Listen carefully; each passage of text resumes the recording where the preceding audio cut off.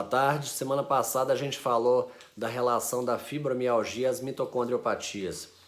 Mas na verdade esse assunto mitocondriopatia gera bastante entusiasmo, porque cada vez mais a gente tem encontrado relação de inúmeras doenças com o mau funcionamento das mitocôndrias.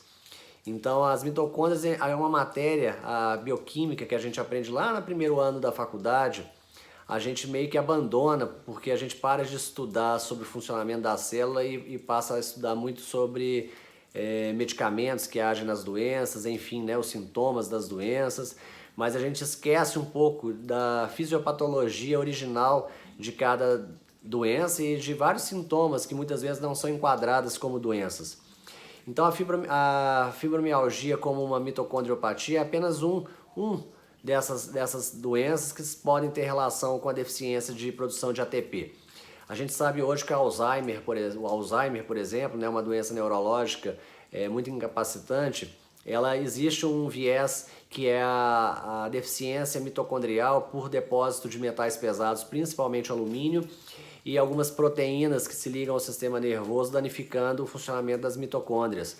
A própria obesidade, uma doença multifatorial, ela tem um componente mitocondrial muito importante, se não o mais importante, é essa deficiência que o paciente tem, essa dificuldade, perdão, que o paciente tem em gerar energia através daquilo que ele come. E isso se dá a nível de mitocôndria.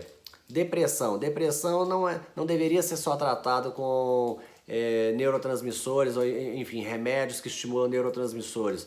Por quê? Porque finalmente o que ocorre no sistema nervoso dessas pessoas com depressão, e sistema nervoso eu estou incluindo aqui o intestino, isso é um outro assunto que nós vamos falar também depois.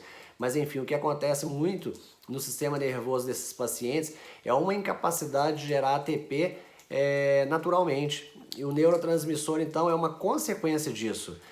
Enfim. A dor miofacial, a gente está hoje considerando que existe um viés mitocondrial aí, dentre outras doenças, a fadiga crônica, enfim.